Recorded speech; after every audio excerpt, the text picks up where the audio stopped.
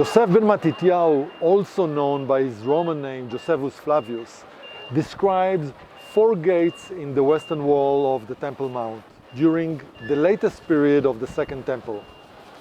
In his book named The Antiquities of the Jews, Yosef ben Matityahu wrote as follows: "In the western part of the wall stood 4 gates, one that faced the king palace through the valley in the middle that was crossed, 2 to the suburb, and the last gate to the rest of the city."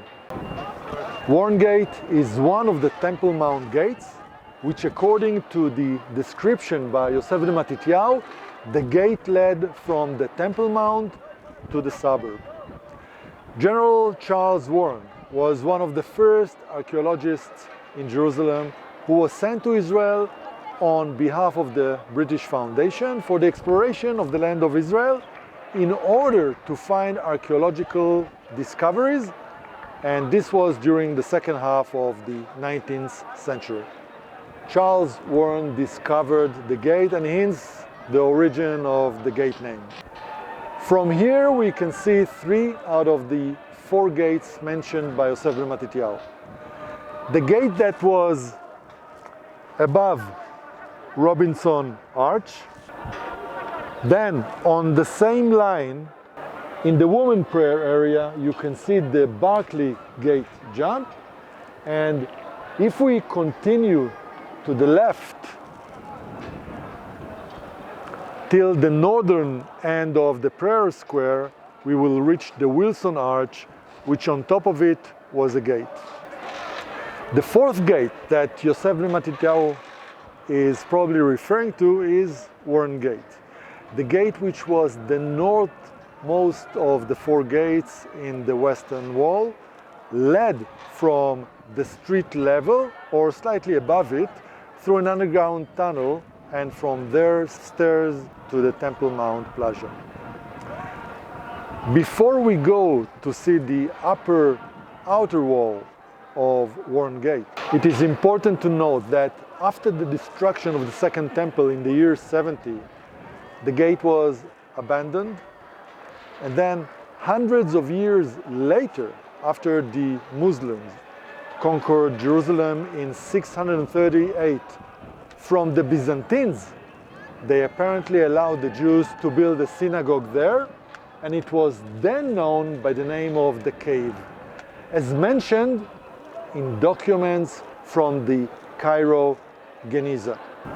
Just for clarification, the Cairo Geniza is a collection of hundreds of thousands Jewish manuscripts that were kept in a storeroom at the Ben Ezra Synagogue in Old Cairo, written between the 9th and 19th century. When the Crusaders conquered the city in 1099, they killed the members of the Jewish community, destroyed the synagogue, and turned it into a cistern. The inner part of the gate was discovered by Warren in a cistern and therefore was named after him. When he done his survey, Warren saw that it was perpendicular to the western wall and therefore determined that it was a gate. It is important to note that Warren saw the gate from the inside. He did not see the outside, which was only exposed by the excavation of the wall tunnels. In order to see its outside, we will need to enter the tunnel by the western wall. Let's go.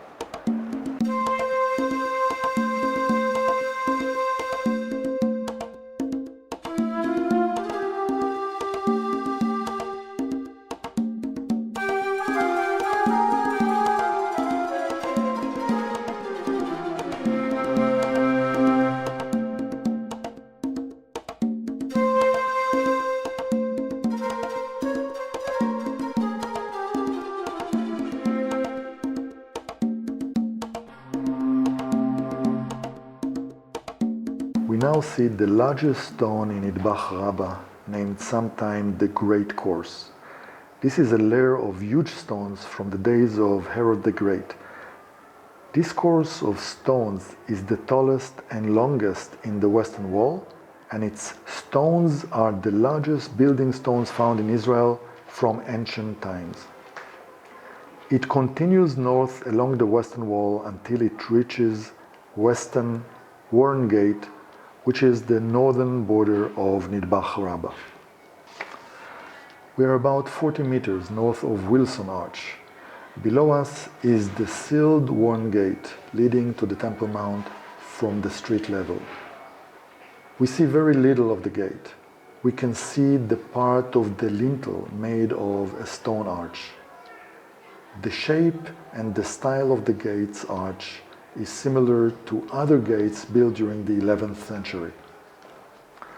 This dating coincides with the data from the Cairo Geniza. That is, the gate entrance is identified with the cave, which is the name given to the main synagogue of the Jews in Jerusalem during the 11th century, a name that originates from the time when Jews were allowed to settle in the Holy City. In the Geniza letters, the earthquake in the year 1033 is described as the cause the cave was destroyed. It was renovated from funds raised by the Jews of the diaspora. During this renovation, the original door frame that was in place since the Second Temple was replaced with the one we see today.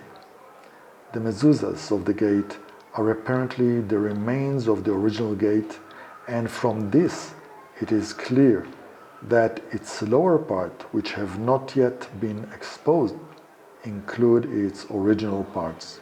The gate matches the description of Yosef ben Matityahu, since it is the fourth gate known to us in the western wall. Near the gate, or slightly north to it, it is the west of the foundation stone under the dome of the rock. The gate was blocked for centuries. In 1981, when it was decided to install a synagogue by the gate, a niche was cut in the gate for the Holy Ark. Following the construction activity, a hole was created in the gate, behind which a tunnel under the Temple Mount was revealed. Its dimensions were impressive, 28 meters long and 6 meters wide.